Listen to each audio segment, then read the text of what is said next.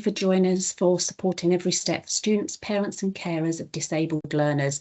And so a bit about who we are. So we are the Higher Education Progression Partnership, HEP, and HEP is a jointly funded programme with Sheffield Hallam University and the University of Sheffield. And as a rule, we go out to schools around the region, which is Doncaster, Barnsley, Sheffield, and Rotherham, and we're there to provide impartial information and to help make those informed choices about the future. So I am the project coordinator. My name's Kelly Self, and I work with underrepresented groups within the institution, and so I look after care experienced students, young carers and disabled students, what we're here to talk about today. So a bit about the session today. There's a bit about accessibility. Understand that higher education is accessible to disabled students. We're going to look at the terminology, how that sort of is different from school to higher education. We're going to look at that support that you can have, so learn about the disability support and how you might be able to set that up. Have a bit of information about the Disabled Students Allowance. We do have a session based in February that you can join that is specific for disabled student allowance, and then we're going to go through some guidance, provide guidance on supporting disabled students as they consider that higher education option. So as we go through, I have got colleagues with me today. I've got Jackie from Barnsley College of Higher Education and Sarah from Sheffield Hallam. So we're both all supporting this presentation. So I'm going to hand you over now to Jackie. Hi, good afternoon, good evening. My name's Jackie Reaney. I'm the Higher Education Disability Advisor at Barnsley College University Centre. Long title. It gets longer every time we say it, I feel. But importantly, that leads us straight into a discussion of the language around disability and around the service when you get to university. On the left side, as you see on the screen, there are phrases that you'd be familiar with from school and college, and on the right there's the kind of translation into the linguistic terms we use in universities or higher education establishments. So additional learning and SEN and special needs services, they become disabled students. The word disability takes us back to when Disability Discrimination Act became law in the 90s, and we hung on to that as an educational sector, higher educational sector. We hung on to the phrase disabled students because we wanted to remind everyone that we still are enshrined in legal legislation around disability. So we have to do what we do because it is the law. So we've hung on to that disabled students phrase. However, when we talk about disabled students in higher education, in universities, what we mean is anyone who has a diagnosis of anything that might interfere with how you study. So it's a bigger umbrella than disability would normally be thought of. It is something that means any diagnosis or any health issue or mental health issue that might interfere with how you study. So if it's long term, and if it affects your energies, your concentration, your levels of comfort, then that becomes known as a disability within the context of universities. SENCOs become disability advisors or disability coordinators. So we don't have SENCOs or SEN coordinators, we have disability advisors. Every university will have a team, sometimes 10 to 12 different coordinators.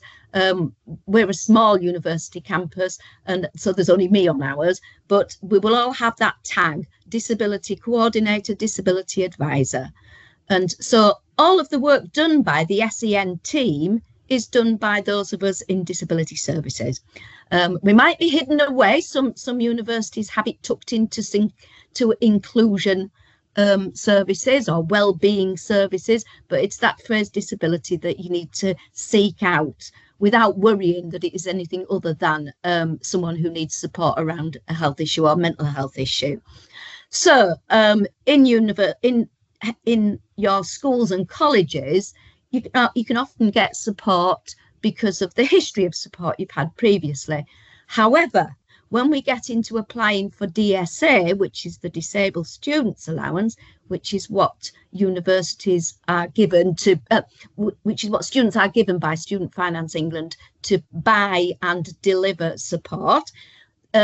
Student Finance England rely on you having a full diagnostic report if it's dyslexia, or medical evidence if it's any other disability or health issue or mental health issue.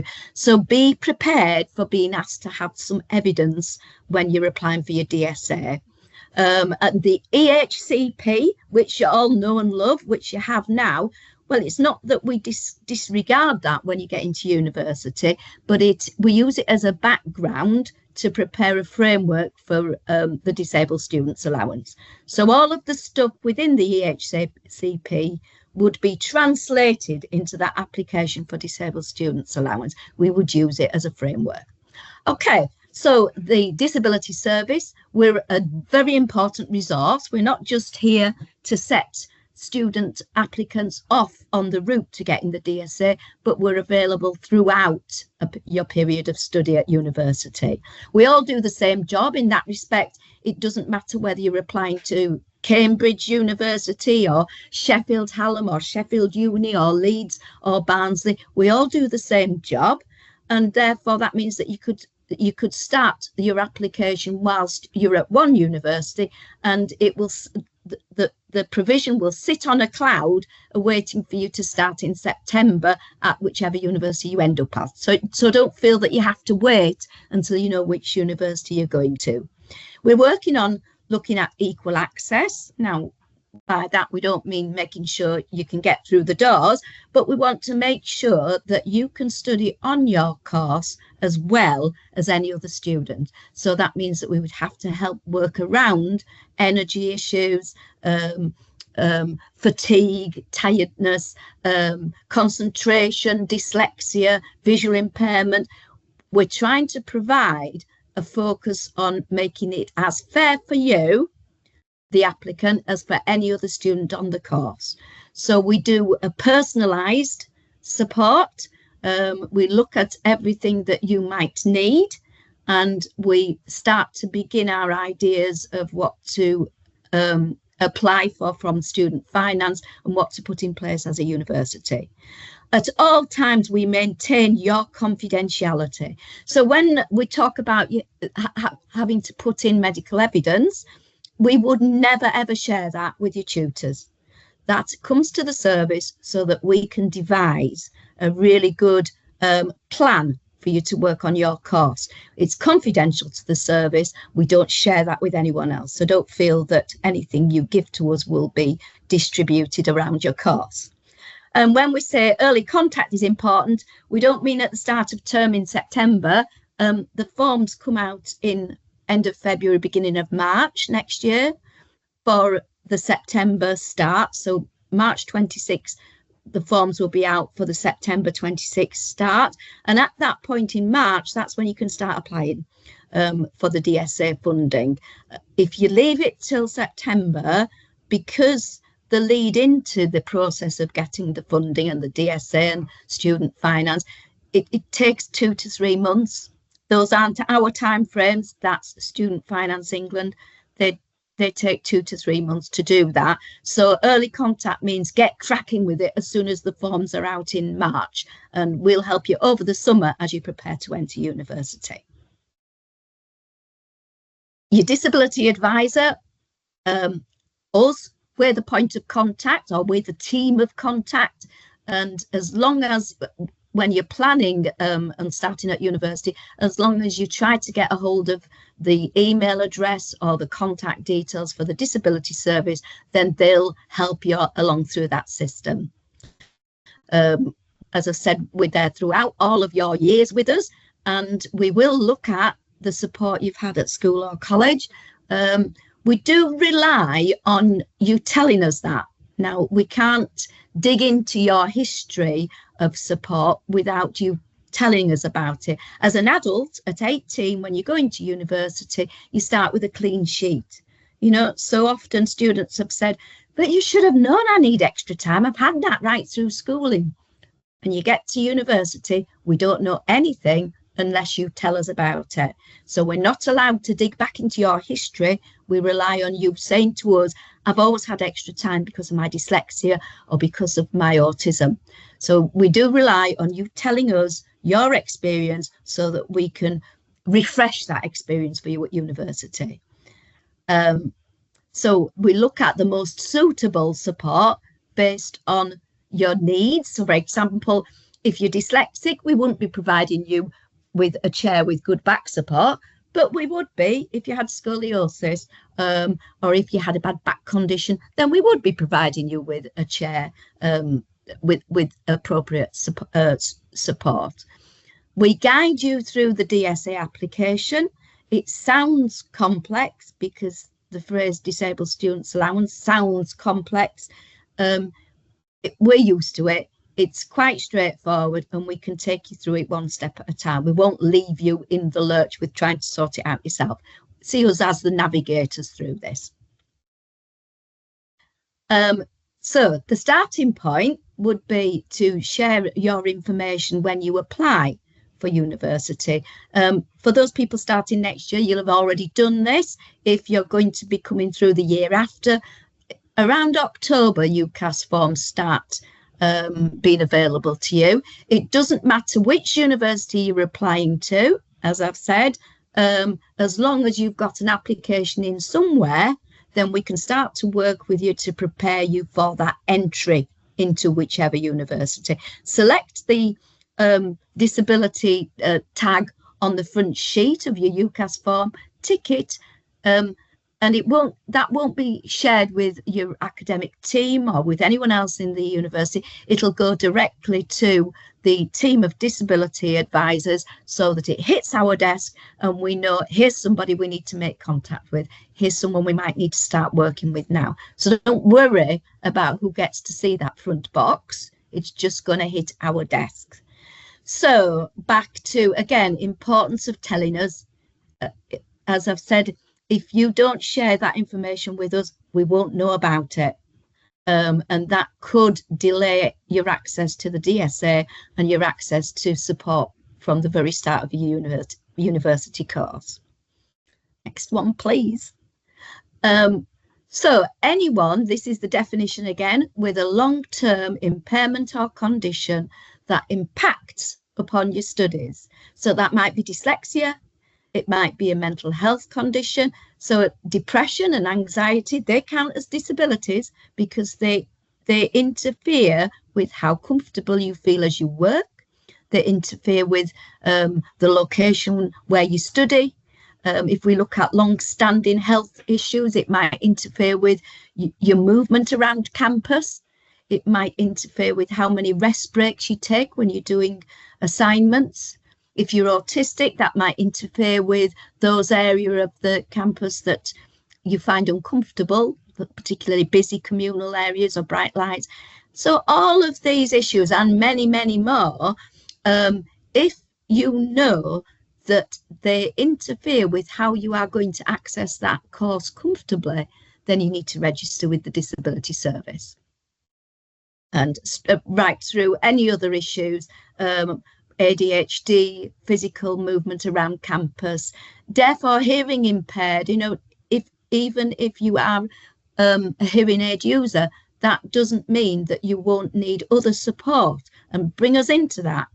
Tell us about it so that we can start to prepare some recommendations for how you are taught on that course. Next one, please. So when we talk about support, I've gone back into this strange language change we use. What I mean by support and what our disability colleagues mean by support is the strategies we need to have in place for you. So it's not about having someone to walk around with you and make sure you carry your bags. It's about having the strategies that you might need, and that might be extra time or it might mean extensions to your deadlines. And again, that'll depend on your specific needs. So if you are someone with a sight impairment, we might look at, do you want to listen to this textbook instead of reading, instead of having to navigate your way around the screen reader? We look at all of those issues where you might find it a learning barrier. What we call it a RAP, reasonable adjustment plan. So we look at the individual support needs and we put together a set of proposals that we can share with the course team about how best you might access your studies there. Every institution does some things quite differently. So whereas we have a lift pass, so that anyone with a mobility difficulty can get access to the lifts by just having this lift pass. We might offer you disabled parking close to the building because other people, it saves you from having to fight with other people for parking slots. We might look at, as I've said, chairs with back support for some students with specific posture needs. I'll just move on to the next one as well, because I can cover both areas at the same time on this, please, Kelly. Exam adjustments, they're support strategies. Extra time for your exams, a separate room for your exams, that's a support strategy. Face-to-face support with managing your studies. We have study skills tutors who can sit down and work through how to organise your assignments. So maybe dyslexic students or maybe students with autism would access those. We might look at further down, we might look at travel to and from. Some universities offer support with getting onto campus using a taxi or maybe using a minibus. Other things that we have particularly are extensions to library loans. So, for example, where a student has to work very slowly with a lot of rest breaks, then we make sure that they've got their library loans out for 5 to 6 weeks without being penalised, rather than having to return them after 2 weeks. So every university might do something slightly differently, but we look at your condition, the way your studies need to be shaped to make them comfortable, accessible and enjoyable for yourselves. Okay, thank you. I'm going to hand over to Sarah now. Hello, good evening. My name's Sarah Lamb. I'm a disability advisor at Sheffield Hallam University. So I'm going to follow on from Jackie. So the key bits really, to summarise from what Jackie's been saying, is complete the disability section on the UCAS form. The other thing that's really key is you will need some formal evidence of your disability. Now, this is to help you apply for disabled students allowance. So that's one thing that can take a little bit of time. So it's worth thinking about getting hold of that before, or digging through old papers in the loft and finding your diagnosis for dyslexia or for autism that can be used. And also have a chat with the disability service about the types of support they offer, but also about how to get your evidence and whether the evidence you've got is suitable. Like Jackie said, we don't request information from college, so we're relying on you as adults, as students, disclosing that information to us. Next slide, please. So covering more about disabled students allowance. So this is government funded, it's not means tested, and you apply in the same way as you would apply for Student Finance England funding, so for your maintenance loan and your tuition fee loan. And this fund can cover the cost of specialist support, like one-to-one support, specialist equipment, software, photocopying, and in some instances, a taxi allowance. Really, to make sure that you're getting all the support you need to be accessing the University Disability Services and Disabled Students Allowance. The university normally puts in support that relates to reasonable adjustments in terms of the Equality Act, and DSA tends to cover the funded support. Who are eligible for disabled students allowance? Most UK students with sufficient evidence. And you can apply at the same time as you apply for your course, your student funding, when that comes through in the February, March, April time. They never give us a set date of when you can start applying for funding. And then how we access that is you have a needs assessment. And the needs assessment works out what kind of support that would look like. And that could, they don't give you a pot of money, they would pay the suppliers directly. DSA doesn't affect any family benefits, and it's only eligible for higher education courses at level 4 and above, not for access courses or apprenticeships. But for the apprenticeship courses, the funding's done slightly differently. So it's worth contacting Disability Services to find out how you can access that support. Next slide, please. Thank you. So the DSA application process, like I say, apply online through Student Finance England portal, provide evidence. So for autism and ADHD, because there's been such a long waiting list for these assessments, they will accept a working diagnosis for these conditions. And for autism, they will also accept your EHCP as evidence. Usually there is a medical form that you can use, a form that you can give to your GP to complete, which we've got a link to that later. Once that's been approved, you will be referred to one of two companies, either StudyTech or Capita, and they would do the study needs assessment. They're not determining whether or not you've got disability, like PIP assessments and things like that. They are purely working out what support you need from DSA. And then once they've approved that, you'll get a letter from SFE, Student Finance England, and that will explain how to access the support. There are certain pinch points. So it's best to apply for DSA as soon as possible. Like I say, even if you don't know which university you're going to, the process can take at least 3 months to complete. And obviously, if you leave it till September to apply, you're talking September, October, November, possibly December before you're getting any support in place. And because we're so busy at this time of year, it can take even longer. So definitely worth applying early. If you go to the UCAS web pages, the link's in here. There's lots of videos about the different stages of DSA and how to access it. Next slide, please. So preparing for university, the checklist for applying. Disclose through UCAS. Contact with Disability Services, talk to them at open days. They nearly always have representation there, and contact and apply for disabled students allowance.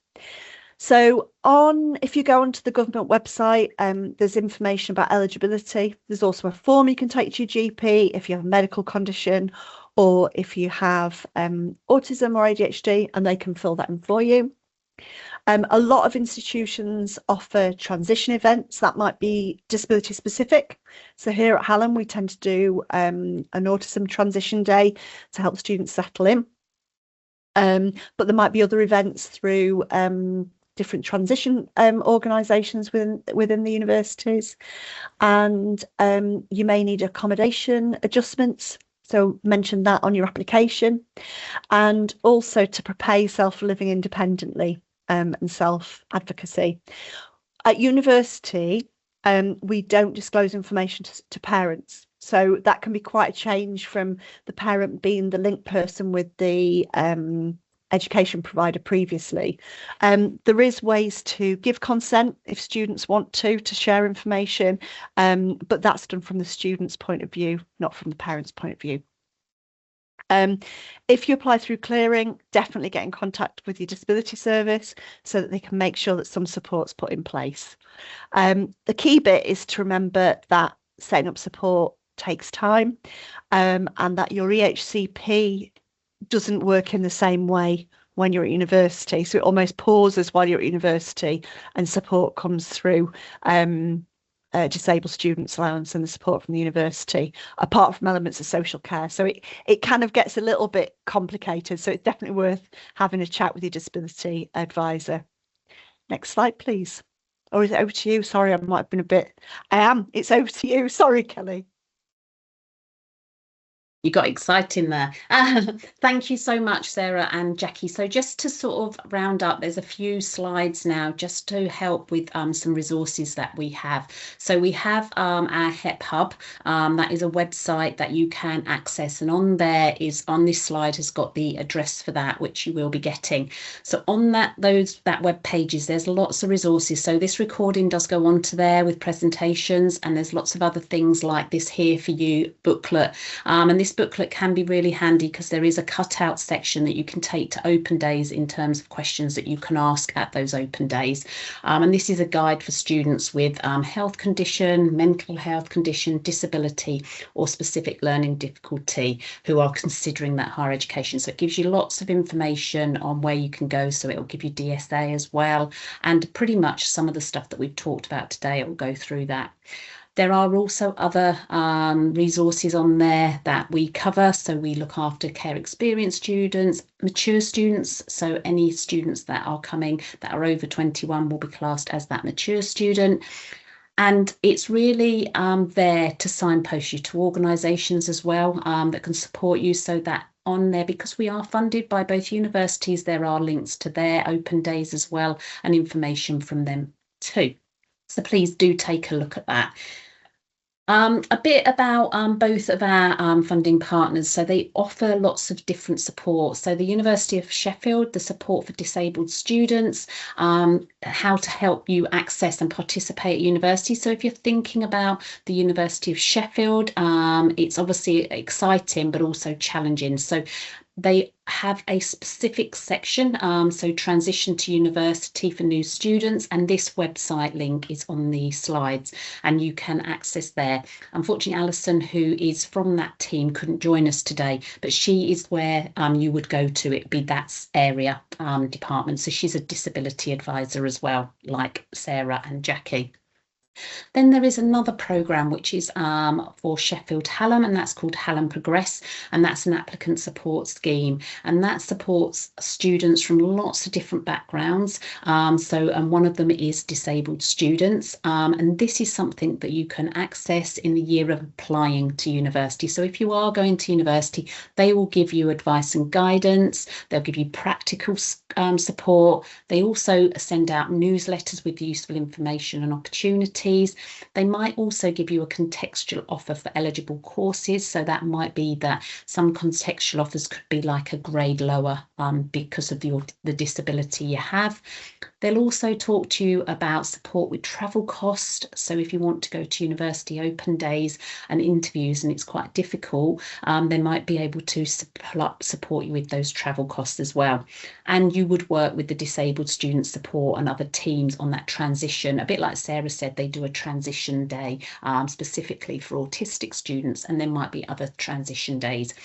Now, this is the website, the form that you can fill in. That there's a scan there, a QR code. Obviously, you can email them or you can phone them if you are interested in to find out a bit more about that. But it's definitely worth, Hallam and the University of Sheffield have these schemes. Every other institution has a lot of different schemes, and it's always worthwhile getting in touch with the team, getting in touch with whichever institution, because they are all different, but they also do have the main key, which is to support young people to make sure that their journey through higher education is accessible for everybody. So please do have a look at different institutions. So that is the end of the session, and what we're going to do now is we're going to put on a poll, and I'm then going to put on the next slide for you. So Emily, if you wouldn't mind putting the next 2 questions on the poll. These are just 2 questions. Again, they are anonymous. If they come up and you lose them, they are in the chat function, so please go to the chat function. And this is now a time for you to please ask some questions, because obviously we're here to help you and advise where we can. Anything we can't answer, we will take away and speak to colleagues and then come back to you. But I know I trust Jackie and Sarah that they'll probably be able to answer it for you. So if you could put some questions in the chat. If you find that you've got some questions later on, please do just drop me an email. I will now send put the next slide on. These are our contact details. If you want a generalised question, please just send it to hep@shu.ac.uk. If you want specific to any of the institutions, so Barnsley College HE or Sheffield Hallam or the University of Sheffield, you've got those email addresses there. But please just ask any questions you've got and we will do our best to answer them or find someone that can. So I'll go to the chat function and see if we have got any questions. Excellent. Right, we've got our first question. How do you know if the support is going to be adequate at a particular university? Talk to them. Go to open days, have a chat with them, get a sense for what they can offer, what the university offer is, but also how they would support you or your child to get through the process. Different universities have different levels of staffing, they have different funding levels. So yeah, definitely I would go and have a chat with them, get in contact early, get a sense for what they can offer. I'd add as well to that, just to write your own little list of what is really important, like a parking space, or like how far is the campus from accommodation, or just those, have a think around those things that will make a difference to you, and prepare a little list before you go. So can I have a look around some accommodation, that kind of thing. So that you're in control of getting the answers you need. Lovely, thank you. And you could ask them specifically what kind of support they offer to students at the moment for a particular disability, because that's one way to get a sense of what's on offer. And speak to the course staff as well. The disabled students don't belong as such to the disabled student support team. They are students of the university, so ask the core staff as well how they would intend to support the disability and what adjustments they'd put in place. Lovely, thank you. Hi, does the DSA apply if you are having to do a foundation year? Yes, if you're doing a foundation year and it's part of a degree, yes, you can apply for DSA. Lovely. If you are a mature student, what evidence can you provide regarding any disability, or is there a specific person to contact because there is no EHCP in place? Apologies, Tam, we should have been a bit more inclusive there, shouldn't we? So like I mentioned, you can evidence a disability via your GP. They can complete a form, or your consultant can complete a really straightforward form. There's one on the SFE web pages, and I think there's a link in the presentation when you get it. So yeah, it doesn't have to be related to an EHCP. It could be that you had support for dyslexia when you were at school, but you've no longer got a report, and it's worth having a chat. If it's a medical condition, you can do it through your GP. Mental health, you can do it through your GP. But Tan's asking me something else, so I'll just wait and see if there's more I can help with. Oh, okay, that's fine. Yeah, but if you've got any specific questions, you can come directly to us. Like Kelly said, there's the specific contacts. If you wanted to talk specifically about your circumstances, we'd happily do that outside this call. Lovely, thank you. Do you access support for living, for example, cooking, etc., separately? Yes. So depending on how that's provided now, that will be provided by social services and the local authority.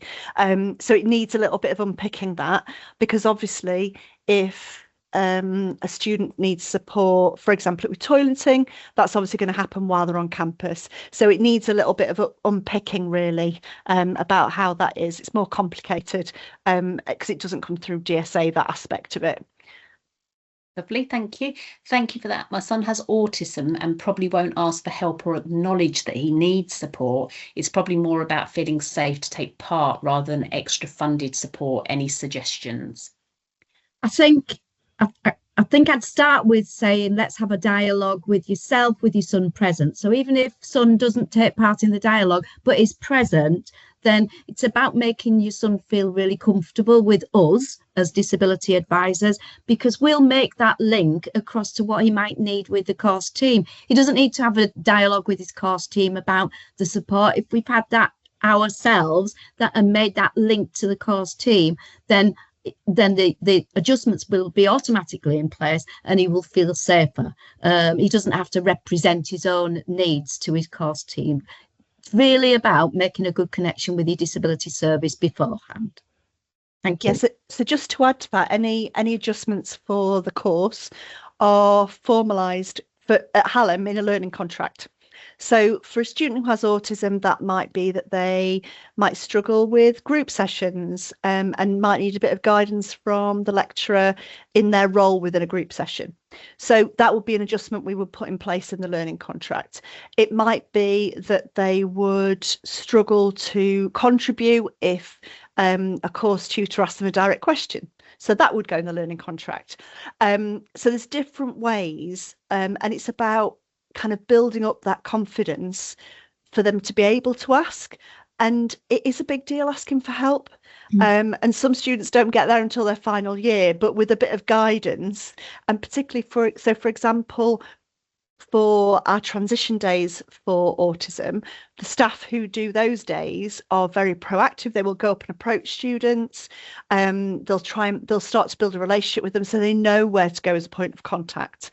And there's different ways of accessing support. So you can send us an email. You can go to Hallam Help and use like a chat function with an AI bot. There's different ways of accessing that support. So hopefully there'd be a way to encourage them to do that and think of how they access support or whether they've had positive experiences at school or at college now. Lovely, thank you. I don't think, let's have a look and see if there's any questions anywhere else. Let me just, no, don't. I think that's the end of the questions. So someone's just typing, so we'll just check.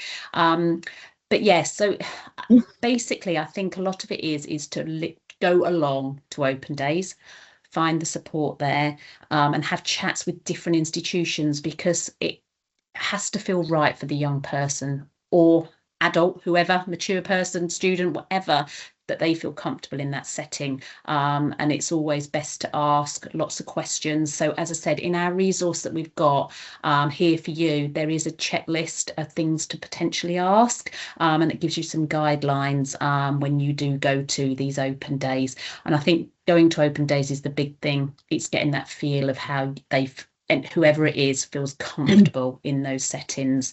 So as I said, please do let us know if you've got any questions, whether it's about any other institution or anything. We can always look and see how we can help. We do have connections with lots of other institutions, and it's always really good to get those questions and see how we can help you. Don't sit on them, because sometimes that's worse for yourselves, and it is quite daunting, this next step, isn't it, when you've gone from, you know, the lovely bubble of a school or a college where you've got that connection, and now you're all of a sudden you've got to let them go out and do it all themselves. So please just ask us as many questions as you can. But thank you so much for joining us.